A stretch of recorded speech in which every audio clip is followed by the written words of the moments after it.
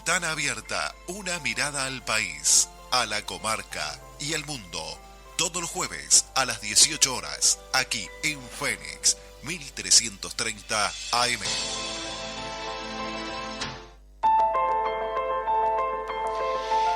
Buenas tardes, audiencia. Estamos en otra tarde y otro programa de Ventana Abierta. Quien les habla, el Acre de la Bandera, tiene el gusto de presentarles este espacio donde justamente abrimos los postigos de esta ventana para ver la ciudad, la comarca y el mundo. Hoy me acompañan Néstor Grajales, como siempre, Alex Martín, como siempre también.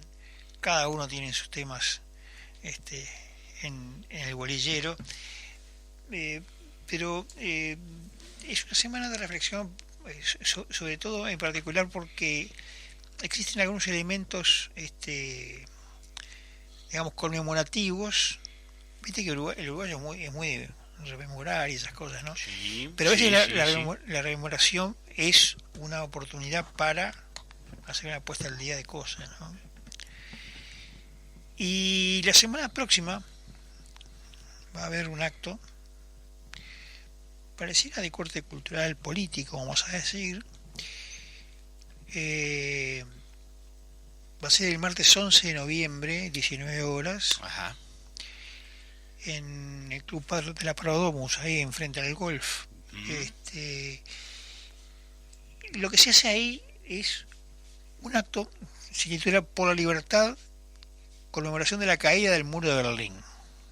Este año se cumplen 36 años de ese episodio. Bueno, van a estar, ya que estamos pasando el chivo, vamos a revisar quiénes van, pero lo importante que quiero reflexionar es lo que viene después. Voy a hablar Washington Natala, Martín Aguirre, Eduardo Ledel y Graciela Bianchi. Ajá. Que van a ser los expositores, y también invitación y digamos gente que está invitada a ese evento de las colectividades de migrantes cubanos y venezolanos radicados en Uruguay. Bien. Bueno, hasta acá el chivo, pero sí digo que este evento que ocurrió hace 36 años sigue dando, así como aquel refrán que decía, sigue dando criollos el tiempo, ¿no? Ajá, bueno, sí. En este caso, esta caída del muro que ocurrió en el año 1989 sigue dando frutos, consecuencias, no sé si frutos buenos o malos, lindos o feos, pero es cierto que sigue dando frutos, y demuestra también, una vez más, que los eventos nunca se terminan en sí mismos, sino que tienen consecuencias, el famoso efecto mariposa, claro, ¿verdad? Claro. Como decía aquel, ¿no? Un aleteo de mariposa en el Pacífico puede provocar una tempestad en el Atlántico, ¿no? Bueno, no digo que es exactamente igual, pero sí es cierto que este episodio, que no fue cosa menor, tiene aún hoy consecuencias bélicas incluso, y forma parte de la conflictividad política mundial de estos días. Para quienes no estén avisados de cómo fue el tema, hagamos un esfuerzo de memoria por lo menos. Año 89, el mundo estaba en plena Guerra Fría. Por un lado el bloque soviético, con el comunismo, digamos, que estaba focalizado en Moscú. Ajá. Había otros comunismos, un comunismo satélite de Moscú, más o menos independiente, porque tenía su propia agenda, pero igual era satélite de Moscú, era el cubano. Y por otro lado estaba Occidente, lo que se llamaba Occidente, que era el bloque de naciones europeas y Estados Unidos. Y también estaba Japón, alguna parte de China, Taiwán, más que nada. Y bueno, y otros países, y el mundo allí se repartía, digamos, para un lado y para el otro, donde en el bloque, digamos, del llamado mundo libre era básicamente el bloque capitalista, y en el bloque de enfrente estaba el bloque socialista. Ahí está. Bien, el símbolo objetivo de esa divisoria entre una cosa y otra era el muro de Berlín. No sé si era el principal elemento de divisoria entre ambos bloques, pero sí el más significativo. Uno tomaba una excursión a Europa en aquellos días y cuando se pasaba, por ejemplo, Berlín estaba metido en territorio controlado por el bloque soviético. Ujú. Y la capital alemana de entonces, y de ahora por supuesto, pero de entonces,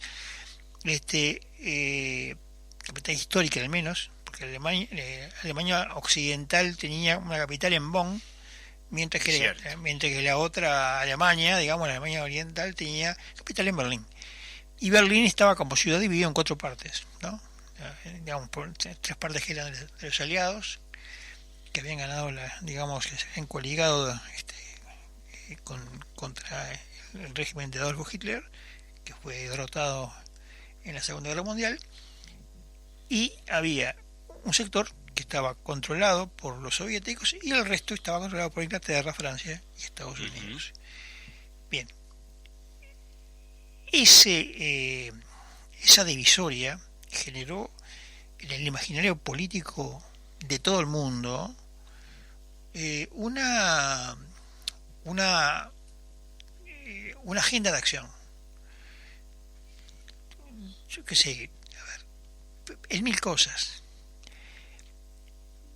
¿Viste la canción Libre? Sí, de Nino Bravo, sí, célebre sí, canción.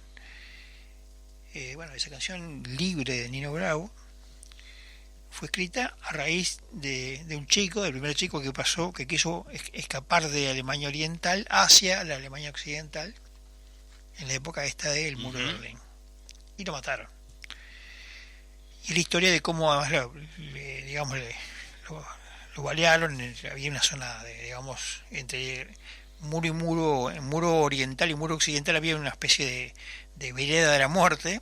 El chico salta, ahí lo balean, cae y está agonizando horas y muere, digamos, bajo la mirada, en fin, de todo el mundo. Y bueno, entonces ese fue la causa eficiente de esa canción, que todos conocemos como Libre, que es una canción muy, muy bonita, pero que sin la historia de fondo se entiende mucho menos, y lo bonito pasa a ser dramático, ¿no? Hoy, increíblemente, ese muro, bueno, cuando caído el muro, por supuesto,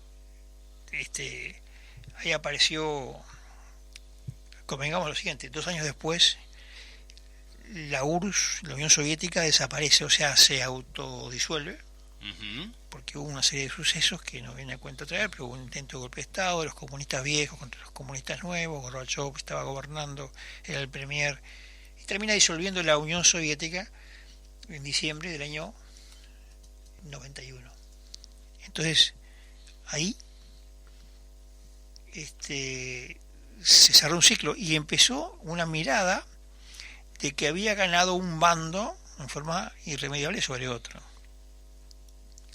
Es una época muy especial, pero ciertamente esa divisoria generó resquicios, temores, terrores, odios, y también fermentó que, por ejemplo, activistas del mundo, de ese mundo en guerra permanente, de los servicios soviéticos, que estaban en el KGB, por ejemplo, que era el espionaje, digamos, civil, vamos a decir, más o menos civil, ¿no? Fermentara una reacción: vamos a recuperar el espíritu del viejo imperio ruso. Espíritu en el cual nace un personaje que era un espía que estaba radicado en Alemania por el KGB, que se llamaba Vladimir Putin. Hoy es el premier de Rusia y tiene la agenda de reclamo de restaurar el viejo imperio zarista, por lo menos digamos cuando fue bastante eficiente en su dominio del mundo, ¿no? Entonces, y esto obviamente se mantiene porque es obvio que las guerras que ha iniciado Putin en principio fue para evitar que los que se desprendían de la vieja Unión Soviética se fueran del todo, ¿no? Se fueran del todo. Claro. Y tuvo varias guerras antes de esta que conocemos ahora, que de Ucrania, que es la que tiene mayor prensa. Pero la guerra de Ucrania también es consecuencia de la caída de ese muro. Es un intento de restaurar el mundo que se vio antes de la caída del muro. Por eso, si bien han pasado 36 años, no han sido en vano, ni tampoco han sido inocuos, porque el mundo ha persistido en dialécticas. Hoy tenemos otras dialécticas, hoy tenemos otros buenos y otros malos. Otros muros. Otros muros, exactamente. Otros muros que no se han caído y muros que se empiezan a levantar también, ¿no? Uno escuchaba ahora con la victoria del alcalde de Nueva York, que es musulmán y que es inmigrante, retando a Donald Trump, al presidente, desafiándolo prácticamente. Es obvio que está haciendo carrera política, ya quiere ser candidato presidencial por los demócratas, por el Partido Demócrata de Estados Unidos, en las próximas elecciones. Pero ahí hay otro muro más que se genera, la verdad. Entonces, los muros que caen siempre tienen otros que los sustituyen.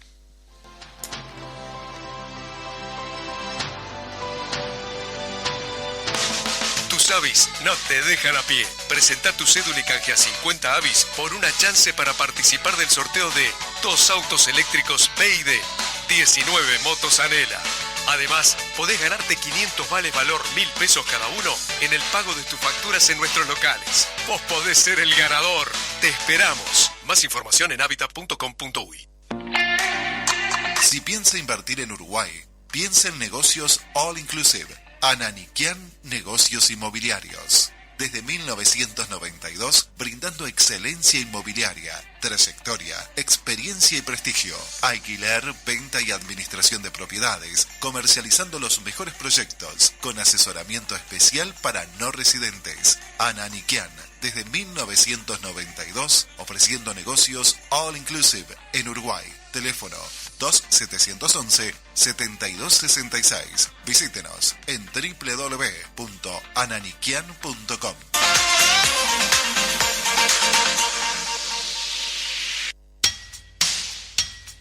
Cuando necesite solucionar de modo fácil los trámites difíciles en BPS, DGI y Ministerio de Transporte, consulte a los gestores de gestiones.ui. El mejor método para evitar dolores de cabeza y malestares a la billetera. Consulte su problema por Instagram a la cuenta @gestiones.ui o por correo electrónico a gestiones.ui@gmail.com. Esta gente hace fácil cualquier trámite difícil.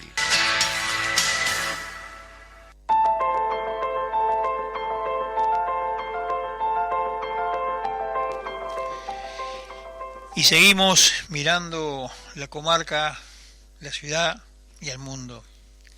En este caso sí es algo de la ciudad porque es un acto, como decíamos, que se va a hacer la semana que viene, pero nos da pretexto para conversar algo que sí ocurrió en el mundo y que también nos afectó. Acá vivimos también la Guerra Fría. Yo siempre digo, ¿no? La Guerra Fría fue fría para los que estaban lejos y caliente para los que estábamos acá, en el medio del fragor del combate. Claro. Algunos pusieron las ideas y nosotros pusimos los muertos, como dijo otro, ¿no? Y es verdad, es decir, la Guerra Fría fue sustituida, fue un nombre de conveniencia, ¿no? Como fue la Segunda Guerra Mundial, fue la Primera Guerra Mundial, bueno, la Guerra Fría fue un nombre de conveniencia que abarcó el fin de la Segunda Guerra Mundial hasta el 91. Tú sabes, Heraclio, que el muro de Berlín, decíamos, no es el único muro. Es muy representativo, pero no es el único. Hay muchos muros en el mundo. De hecho, vos hablabas de la Unión Soviética, hoy ex Unión Soviética, Putin, Rusia. Bueno, el punto es que todavía sigue habiendo gente que está tratando de saltar el muro, ¿no? Y hay casos como el de Putin que todavía se esmera en tratar de evitar que la gente salte el muro. Hay muchos muros, hay un muro invisible ahí en las aguas del Caribe, donde se lanzan a la mar los balseros. Y da la casualidad de que siempre van de un lado a otro del muro, siempre van en una misma dirección, y la dirección hacia donde va esa gente que se atreve, que desafía al poder, al totalitarismo, y se aventura muchas veces a riesgo de su propia vida, siempre es en la misma dirección. ¿Y es hacia dónde? Hacia la libertad. Siempre es hacia la libertad. Fue y es hacia la libertad.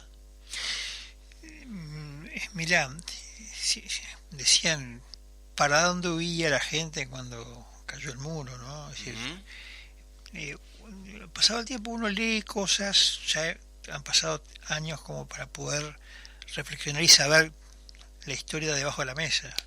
La caída del muro no fue un episodio de casualidad. Ese día me levanté, estaba mal del hígado y dije, bueno, bajo el muro.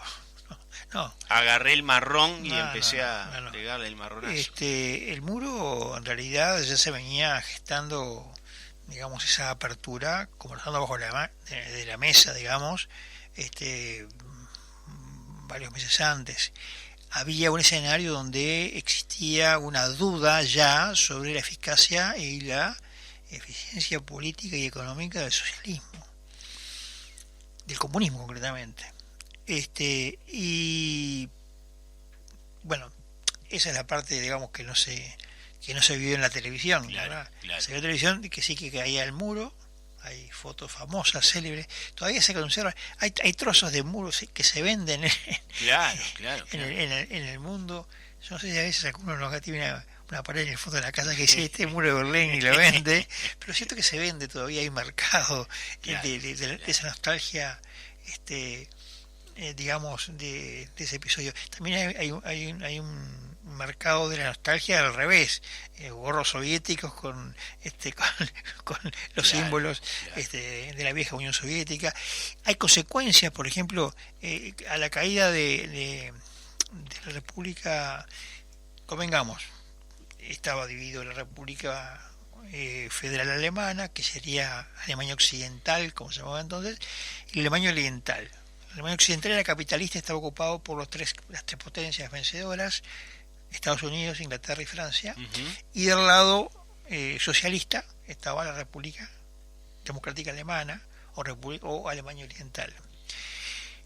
Cuando desaparece el muro, se produce la unificación. Ahí el hombre fue Helmut Kohl, que fue el premier, digamos, alemán, sí, que además Alemania tenía el sector de la democracia cristiana que era el partido de Kohl, que estaba, digamos, alentando esta movida, tenía como consigna histórica la recuperación y la unificación de Alemania. O sea que había un esfuerzo notorio. Claro. Bueno, cuando se produce la caída, la gente cruzó a Occidente, en fin, pasó lo que no pasaba a nadie. O sea, lo contrario de la canción Libre, que fue que mataron a uno porque cruzó, digamos, por la parte que no debía y lo fusilaron, porque fue una verdita o el tamaño de una calle nuestra, digamos, ¿no? Cruzó esa calle que estaba custodiada con balas y el chiquilín lo mataron, un chiquilín de 17 años. Pero esta vuelta cruzaron miles y ahí cayó el muro de Berlín y empezó la unificación. Pero llevó mucho tiempo y se generó un ministerio de la unificación en Alemania. Es decir, un ministerio que tomó el tema de la unificación. Por ejemplo, hubo que reconvertir fábricas que estaban bajo la égida del régimen comunista de Alemania Oriental. Hubo que reconvertir trabajadores. Fue un proceso, no fue gratuito, fue bastante doloroso para muchos, pero también quedaron ciertas costumbres, vamos a decir, ciertos atavismos políticos que generaron, por ejemplo, en esta época donde que Alemania tiene otra perspectiva, es un solo país, lo sabemos.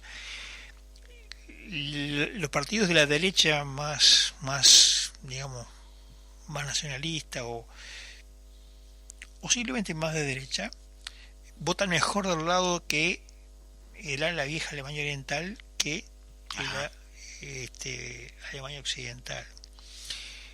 Se mantienen ciertos atavismos.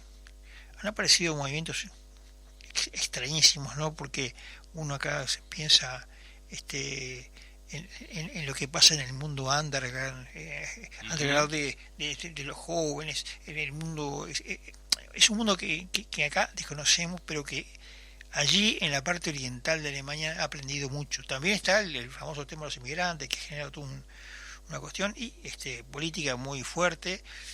Hay un partido de derecha anti-inmigración que está en vísperas de, no sé si podrá saltar el muro de aquí sí otro muro porque le pueden hacer un cerco sanitario, digamos, pero sí hay hasta un movimiento aparte que está ahí en la vuelta medrando, que es anti-inmigrante, anti-musulmán, etcétera, etcétera. O sea, que Alemania sigue dividida por un muro invisible, como vos bien decías, que sigue marcando cosas.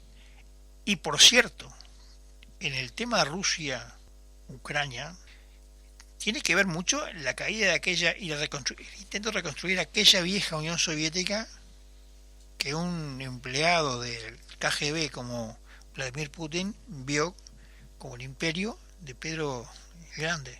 Claro.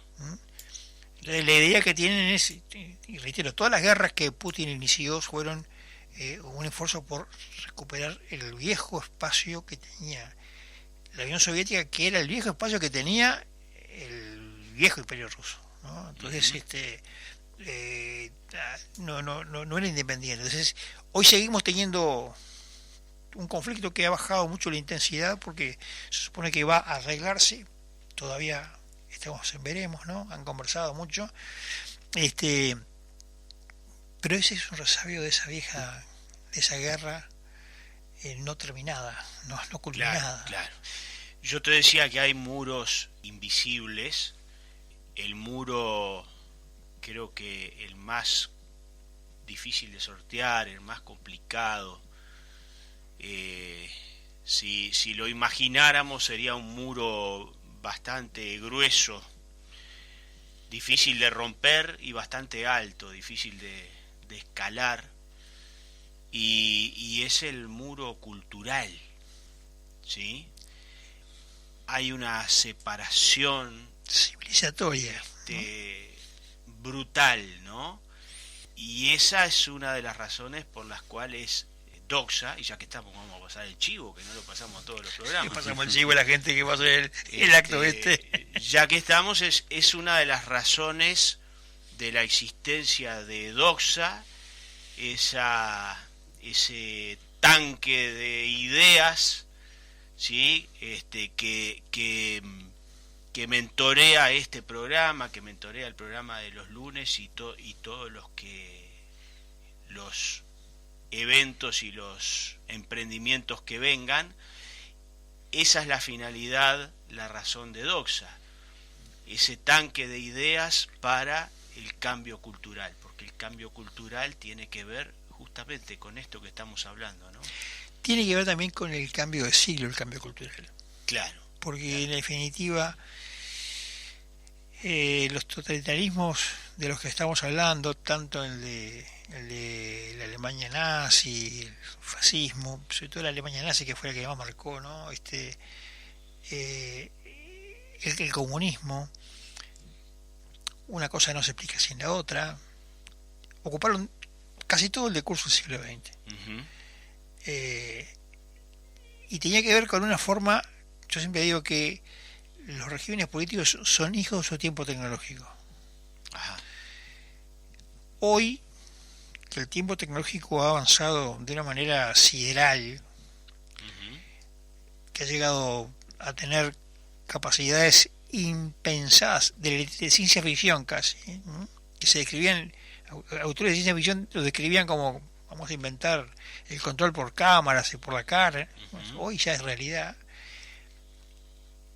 Esto genera otro tiempo cultural, otra dinámica, que además también ya no es solamente aquello de el problema del comunismo y el capitalismo como se dio entonces, sino del control.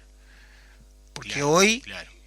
Un tema que siempre es recurrente en las cosas que trae Alex, Sí. sobre el tema de la Agenda 2030. ¿De qué estamos hablando? Estamos hablando justamente de control. De control Claro.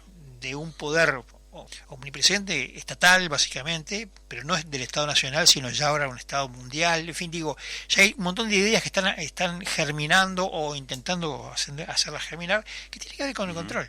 El viejo y querido tema del control, que en aquel tiempo del siglo XX fue Unión Soviética, capitalismo. Económico, y hoy en día capaz que se traduce a algo cultural Exacto. Y también es económico.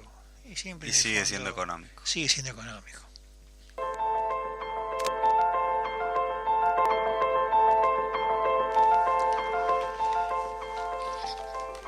Tengo gente que quiere Sí. enviarnos un material.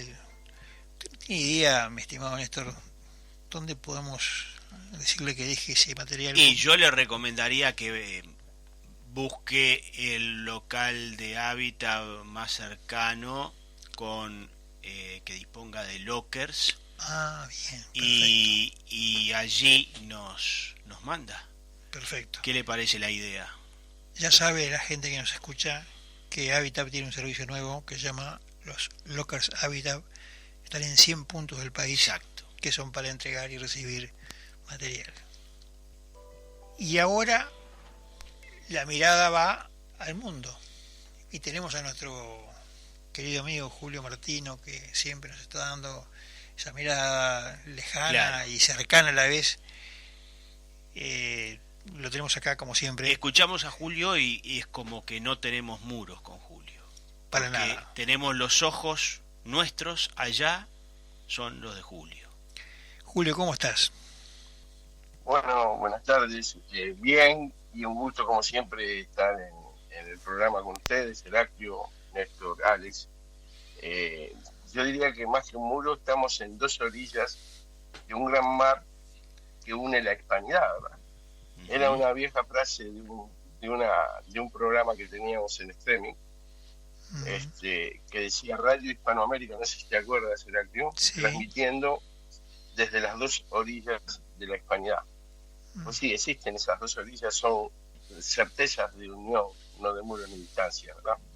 Pero bueno, fíjate que acá Europa, España, mira hacia allá, hacia América, pero no hacia la parte sur, a la del norte, y cuando mira porque ha triunfado en Nueva York, lo que ustedes estaban comentando hace un rato, Zoran Mandani, un candidato del ala de extrema izquierda del Partido Demócrata que se dice musulmán y socialista y se declara marxista, ¿verdad? Y acá en España y en otros países de Europa festejan porque consideran que es una importante derrota de Donald Trump, la victoria de Mandani en Nueva York. Y bueno, esto es la constitución de relatos falsos, como habitualmente se hace cuando se deforma la realidad. En primer lugar, en Nueva York el Partido Republicano no tenía la más mínima oportunidad de ganar. De hecho, no gana nunca el Partido Republicano en Nueva York. Hubiera sido una novedad extraordinaria que el Partido Republicano hubiera derrotado a Mandani o a Cuomo. Tuvo el 7% de los votos el candidato republicano. De hecho, ni Donald Trump siquiera apoyó al candidato republicano, apoyó a Cuomo, que después de haber sido derrotado en junio en la interna del Partido Demócrata, precisamente por Mandani, y el ala extrema del Partido Demócrata, apoyada sobre todo Alejandra Ocasio-Cortez, representante de los distritos de Bronx y de Queens, que lidera esa formación del Squad, que es esa formación de extrema izquierda que está ocupando el Partido Demócrata. Lo que venció en Nueva York es el ala de la extrema de izquierda del Partido Demócrata al centro del Partido Demócrata. Eso fue lo que pasó en Nueva York. La constatación de que el Partido Demócrata está siendo asaltado por la extrema izquierda y se está consolidando como tendencia a esta extrema izquierda dominante dentro del Partido Demócrata después de esta gran victoria, porque fue una gran victoria, de Zoran Mandani sobre Cuomo, no sobre Trump, con 50% de los votos contra el 40% de los votos de Cuomo. Esa es la verdad de lo que pasó. Incluso el Partido Demócrata en sí, representado por Zoran Mandani, bajó su votación respecto a la anterior elección, porque en la elección del 21 Eric Sadan ganó con el 67% de los votos por el Partido Demócrata. En esta ocasión Mandani ganó con el 50%, porque los que votaron a Cuomo no votaron al Partido Demócrata a la extrema, votaron a una opción que iba contra eso. Un 40% de votantes de Nueva York no querían al marxista, al socialista y al musulmán como alcalde. Esa es la realidad política de lo que pasó. No hubo una victoria contra Donald Trump, hubo una victoria del ala izquierda del Partido Demócrata contra el ala centro del Partido Demócrata y que perfila las perspectivas de Estados Unidos. Esta victoria del ala izquierdista del Partido Demócrata lo que hace es consolidar esa presencia en Nueva York, una presencia que siempre tuvo el Partido Demócrata y que ahora se va radicalizando hacia la izquierda, pero también va generando las resistencias del resto de las zonas de Estados Unidos que ven con horror que este hombre haya ganado las elecciones en Nueva York. Y lo que va a hacer es correr gente que estaba en el centro del Partido Demócrata hacia Donald Trump. Esa es la realidad política de lo que va a pasar y no están persiguiendo ni dándose cuenta. Oportunamente utilizan esta victoria como que es una victoria de la progresía y de la izquierda internacional. Y es un festejo que acá lo realizan desde los canales de televisión como que ganó la izquierda. La izquierda le gana a Donald Trump. No, la izquierda copia el Partido Demócrata. Gana en una ciudad donde siempre ganó el Partido Demócrata, se la gana al centro del Partido Demócrata y esa es la realidad política. Y lo que genera es una gran resistencia en el resto de los Estados Unidos contra esta aparición que para muchos está causando conmoción, porque están apareciendo declaraciones de las cámaras empresariales, de políticos de todo signo, intelectuales, deportistas, azorados, preocupados. Eso remueve, provoca y moviliza a la gente que rechaza esto. Ya veremos lo que va a pasar, pero yo no me apuraría a decir que fue una derrota de Donald Trump. Fue una derrota del centro del Partido Demócrata que se está convirtiendo en la fuerza de izquierda de los Estados Unidos, una fuerza, fíjense, impensable hace un tiempo, ¿verdad? Convertida al marxismo, convertida al socialismo y a esta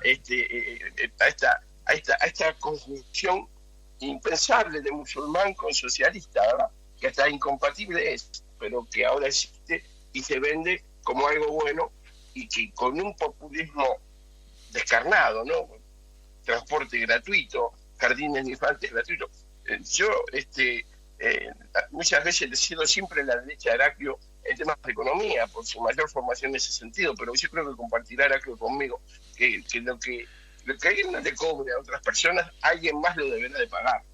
Y de algún lugar más tendrá que salir este dinero para dar esta gratuidad en esos servicios, ¿verdad? Te quería pasar un aviso en ese punto, Julio, porque me da la impresión de que lo de musulmán como que se lo lleva de arriba aprovechando la ola de oposición a lo que está, al establishment.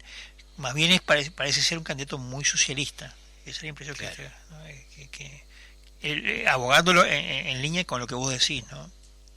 Sí, es definitivamente un candidato muy ortodoxo de izquierda, muy ortodoxo, equiparado y en la línea de los Petro, de los marxistas clásicos que hay por Sudamérica actuando. No es creíble que en la cuna del capitalismo moderno, que es Nueva York, se quiera hacer un experimento marxista y se ríen de Donald Trump porque dice, Donald Trump dice que vino el comunismo a Nueva York y lo vamos a combatir. pues en la simpleza del lenguaje de Donald Trump muchas veces hay un fondo de gran verdad. Y efectivamente lo que se va a discutir en Nueva York en los próximos meses y en los próximos años es si es eficiente o no esa versión socialista que se va a aplicar en Nueva York. Y muchos están diciendo que esto va a arruinar a Nueva York, ¿verdad? Que va a terminar de arruinarlo y de perjudicarlo de una manera dramática y va a generar una confrontación de gran dimensión. No olvidemos que Nueva York es el centro financiero de los Estados Unidos, es la sede de Wall Street, es donde está y se mueve los intereses más importantes del capitalismo norteamericano. Y para ellos sí, claro, los demócratas siempre ganaron ahí, pero los demócratas no eran anticapitalistas. Ahora sí, cambiaron. Esto me hace acordar cómo la izquierda penetra movimientos y los transforma. Recuerdo el caso clásico en el Río de la Plata del movimiento peronista, filtrado por los elementos marxistas de los montoneros y reconvertido en lo contrario que fue en sus inicios, ¿verdad? Pero bueno, no vamos a meter en esas honduras históricas porque si no, no terminamos más. Yo quiero saltar, ya que me dejaron irme hacia Estados Unidos porque aquí se hablaba tanto de eso, y un poquito al sur, y el asesinato de Carlos Monzo, el mexicano, el alcalde de Uruapan, ¿verdad? Carlos Monzo, esta semana pasada, que fue brutal. Yo quiero hablar de las coincidencias y de lo que significan estas coincidencias. Heraclio, Néstor, Alex.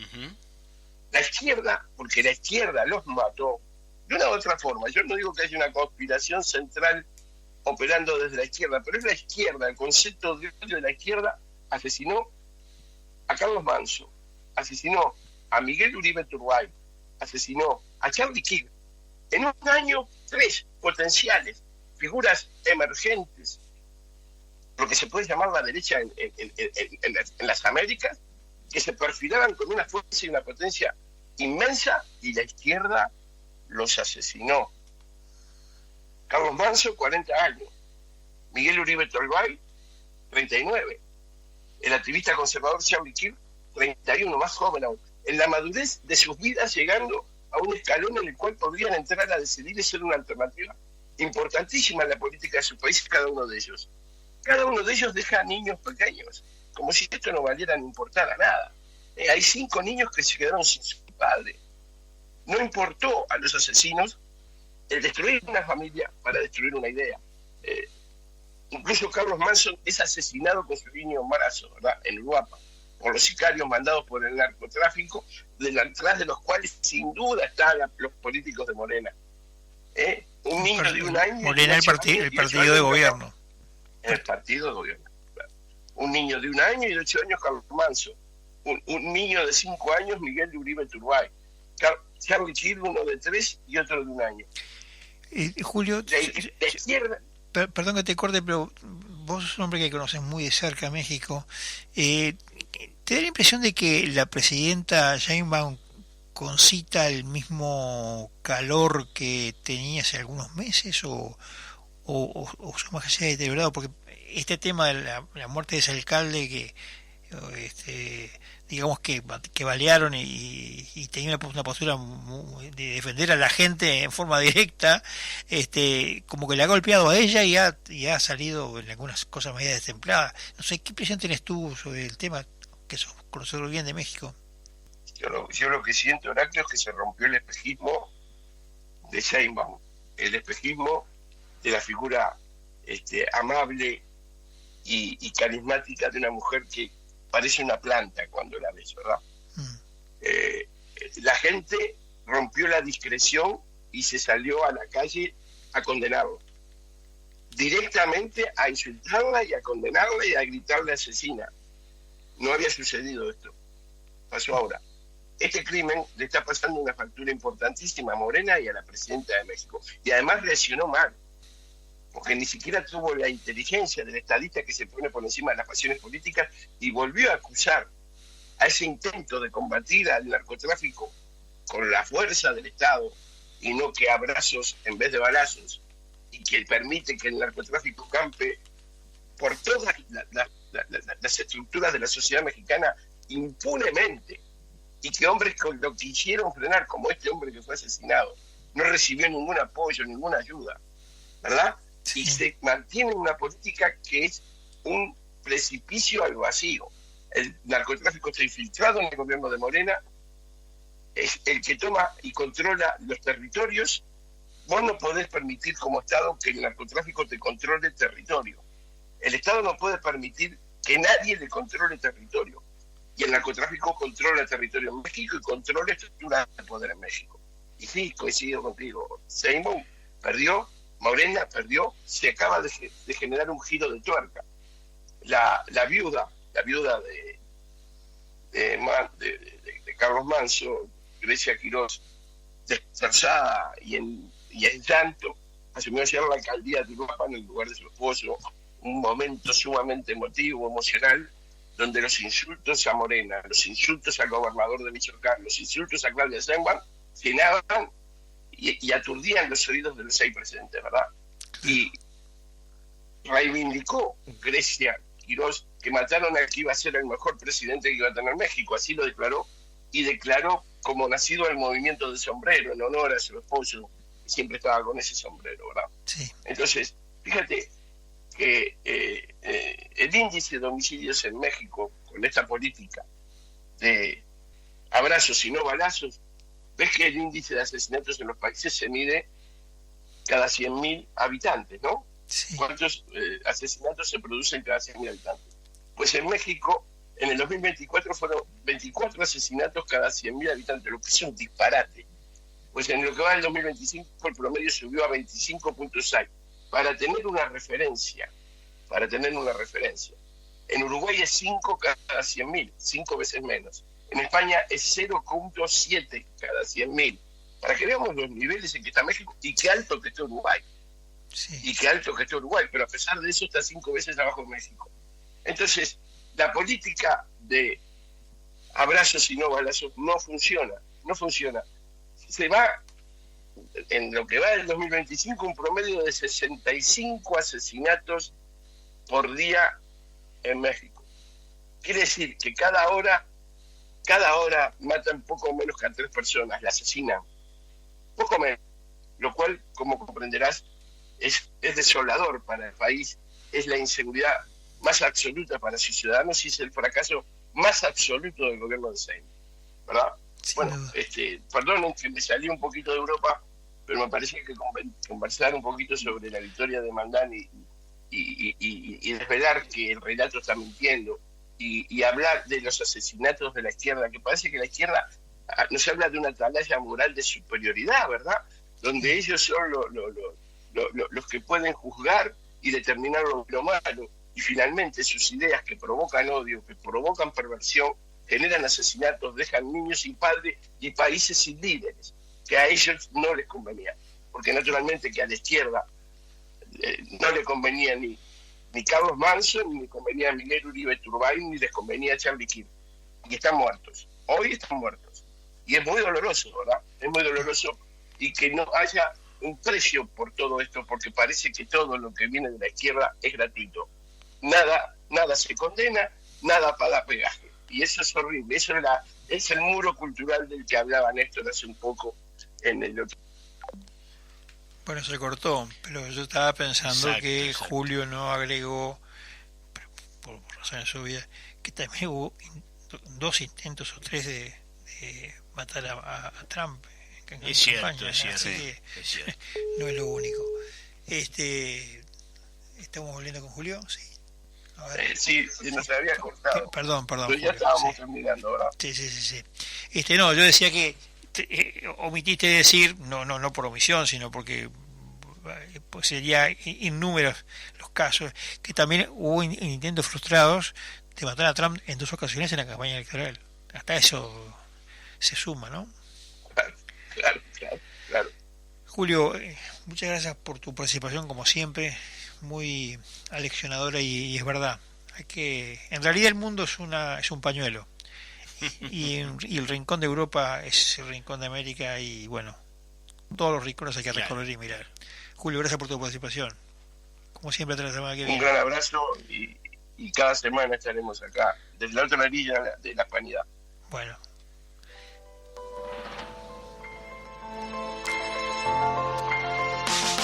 Tus avis no te dejan a pie. Presenta tu cédula y canjea 50 avis por una chance para participar del sorteo de 2 autos eléctricos BYD, 19 motos Anela. Además, podés ganarte 500 vales valor 1.000 pesos cada uno en el pago de tus facturas en nuestros locales. Vos podés ser el ganador. Te esperamos. Más información en habitat.com.uy. Si piensa invertir en Uruguay, piensa en negocios All Inclusive. Ananiquian Negocios Inmobiliarios. Desde 1992, brindando excelencia inmobiliaria, trayectoria, experiencia y prestigio. Alquiler, venta y administración de propiedades, comercializando los mejores proyectos, con asesoramiento especial para no residentes. Ananiquian, desde 1992, ofreciendo negocios All Inclusive en Uruguay. Teléfono 2711-7266. Visítenos en www.ananiquian.com.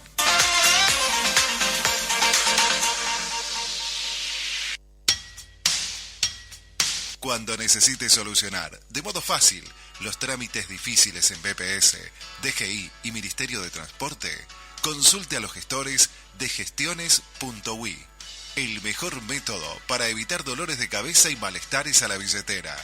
Consulte su problema por Instagram a la cuenta @gestiones.ui o por correo electrónico a gestiones.ui@gmail.com. Esta gente hace fácil cualquier trámite difícil.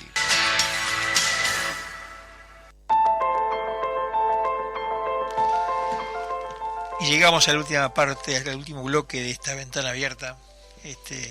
Siempre detrás de cada silencio comercial tenemos conversaciones aquí y vemos lo convergente que es todo Sí. en distintas partes del mundo, ¿no?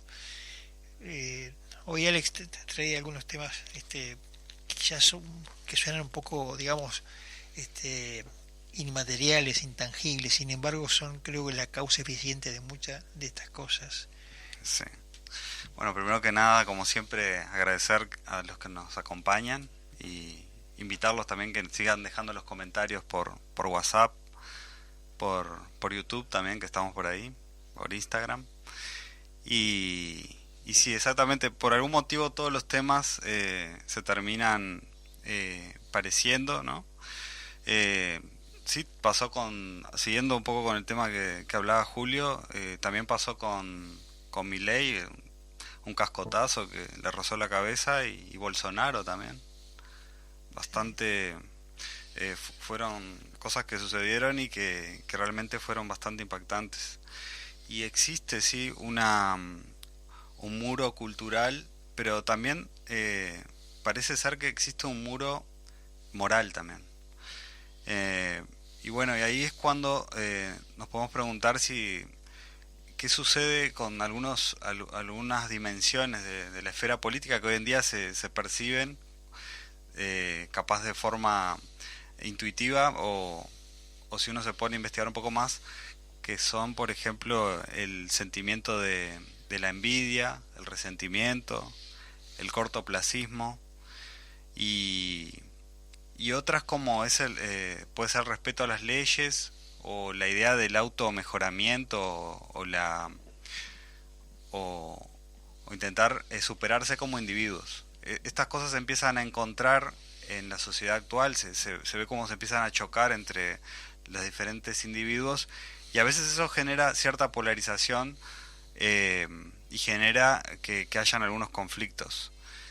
Bueno, algo de esto se pudo ver, como decía Julio, en el tema de Estados Unidos y Nueva York. Creo que se levanta un muro moral cuando el que se eligió como gobernador en Nueva York dice quiten los fondos a la policía, o ponerle impuestos específicamente a los ricos. Lo que pasa es que a veces los ricos son los que se desplazan más fácilmente y hacen una inmigración interna dentro del país, y lo que eso termina pasando es que las empresas se terminan yendo. Esas empresas contratan a miles de personas, a cientos de personas, que luego quedan desocupadas. Lo mismo cuando se propone congelar alquileres. Atrás de esos alquileres hay personas que invirtieron, que trataron de mejorar una vivienda para lograr proporcionar así a un precio más bajo. Cuanto más alquileres se ofrecen en plaza, más bajos son los precios.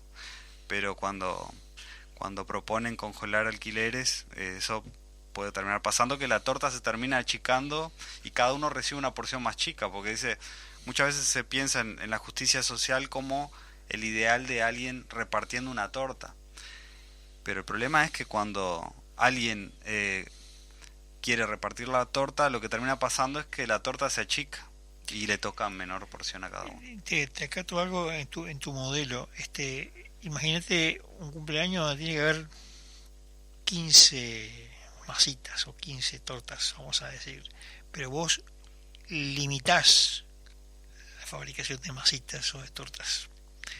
Porque también cuando uno dice voy a repartir, voy a repartir distinto el stock de vivienda que hay, la vivienda es algo muy sensible, ¿no? Que te enseña mucho. Cuando vos decís voy a repartir el stock de vivienda controlando que se alquile o no se alquile o se arriende de una manera distinta, atrás de eso en general lo que hay es una falta de construcción de vivienda. O sea, no solamente el problema de que controlo la forma de repartir el stock que hay, sino que además estimulo la restricción de la generación de nuevo stock. Entonces, son dos problemas distintos que van juntos, cuyo fenómeno final es que la vivienda es escasa y cara. Y sí, y la escasez se puede observar en varios países de la región, fundamentalmente en aquellos que están con ese muro invisible, o en el caso de Cuba, bueno, tienen cierta dificultad para atravesar esas áreas vastas y lo hacen con barcas precarias, realmente una situación muy compleja, pero aún así se arriesgan a lo que pueda pasar y a la violencia que pueda surgir en ese trayecto, porque tampoco depende solo pero bueno, y ahí también hay escasez, ahí donde se intentó este modelo de perfecta igualdad, terminó creando algunas desigualdades realmente grandes entre aquellos que se encargan de repartir la torta y los que terminan comiendo o no ningún pedazo de dicha torta. Me hace acordar a un personaje que fue vicepresidente de la Yugoslavia comunista, de país que ya desapareció, que gobernó Josip Broz Tito, Tito, que era un socialdemócrata, digamos, que siendo vicepresidente se dio cuenta de que en realidad los que estaban, los vivos de la mesa eran los que repartían la torta, justamente. Entonces se habló justamente de que el problema era la burocracia o los que estaban, eso que hemos hablado en muchas ocasiones, ¿no? Y hablaba justamente del problema que se genera una nueva clase, decía él, ¿no? Estamos hablando de Milo Bandilas, personaje que olvidado, pero que vale la pena recordarlo, y un día hablaremos, porque él vivió la experiencia del comunismo. Y Milo Bandilas decía, con esto se genera una nueva clase. ¿Quiénes son? Los que reparten. El coche es del pueblo, pero lo usa Juan. Claro. Y el que reparte es Pedro. Y entonces la nueva clase se gesta en torno a eso. Y ahí nos volvemos a mi viejo y querido George Orwell, cuando habla de la famosa granja Manor, donde los animales se sublevan y terminan haciendo lo mismo que quisieron un día boicotear y destruir cuando había supuesta injusticia. Sí había injusticia, pero lo que vino no fue justicia. Lo que sí vino también es falta de tiempo, ya llegamos a la hora. Y nuestro amigo Javier está allá nervioso, haciendo el dedo por arriba, bueno, por todo fenómeno. Nos vamos. Bueno, muchas gracias. Hasta la semana que viene.